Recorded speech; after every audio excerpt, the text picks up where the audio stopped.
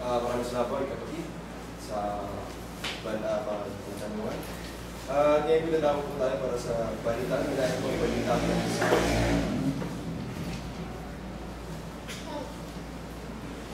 bumula ko pagpapagod po natin.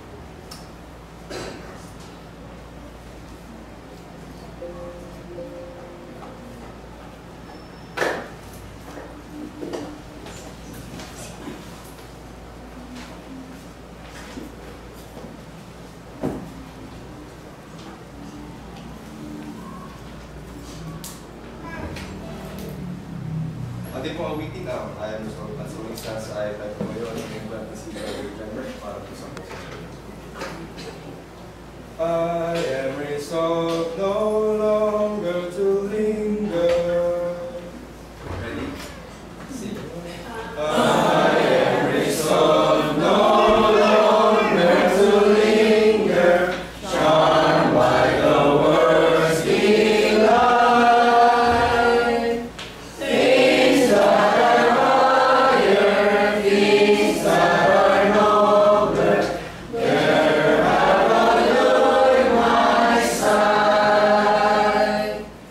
I will hasten to it, hasten so glad and free. Jesus, greatest, highest, I will come to Thee. I am resolved to go to the Savior, leaving my sin and strife. He is the true one, He is the just one, He has the words of life. I will hasten to it, hasten so glad and free. Jesus, greatest, highest, I will come to Thee. I am resolved to follow the Savior, faithful and true each day. Hear what He saith, do what He willeth, He is the living way. I will hasten to Him, hasten so glad and free. Jesus, greatest, highest, I will come to Thee. I am resolved to enter the kingdom, leaving the past of sin. Friends may oppose me, foes may beset me, still will I enter in. I will hasten to Him, hasten so glad and free. Jesus, greatest, highest, I will come to Thee. Tayo kung lahat ay lingkod ang pakanamin.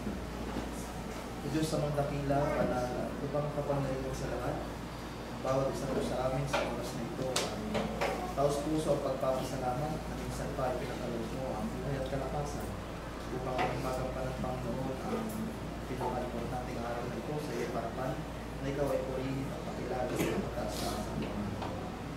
Pinagpapasalamat din po namin ang lubos sa lahat ng biyayang natanggap din namin sa mga nagdaang araw, lalo higit ang pag-iingat mo sa buhay ng bawat isang Panginoon na inulayin mo kami sa aming panganib pamamakal sa mga araw-araw na ginagawa namin sa aming Panginoon.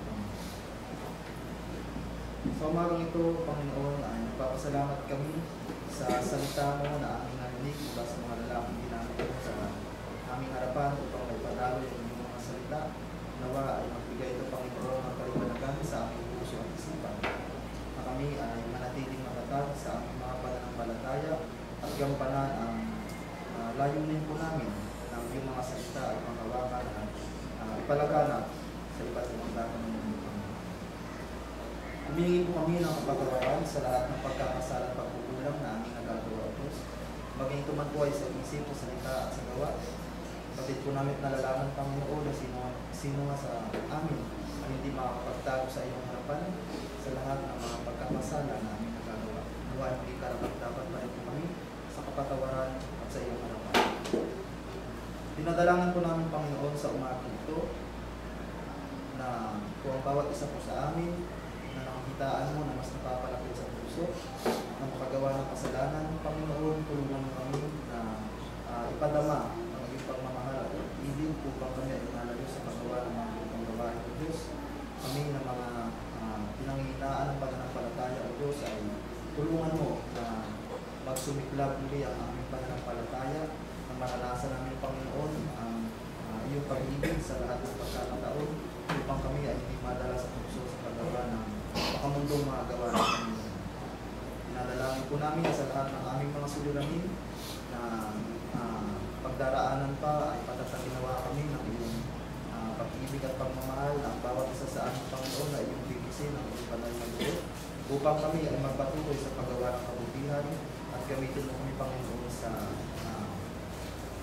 pagpapalaganap ng kaalaman at ng kaligtasan mo sa mundo.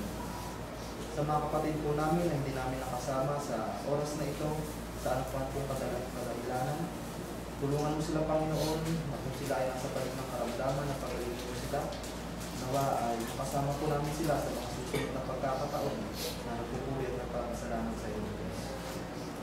Hiniling po namin sa aming pansamantalang pagdiwang-walay sa oras na ito at nabayan at gabayan mo nawa, gabayan mo ang bawat isa sa amin na kung paano mo pag-inatan sa pagpaparoon sa bawat isang bahay upang sa mga susunod na pagkakataon na muli namin magampanan ang gawain ito.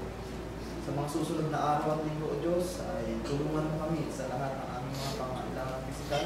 Bigyan mo kami ng sapat na buhay at kalakasan upang magawa po namin ang lahat ng mga karapat-dapat na gawin, lalo higit ang mga bagay na karapat-dapat sa iyong harapan.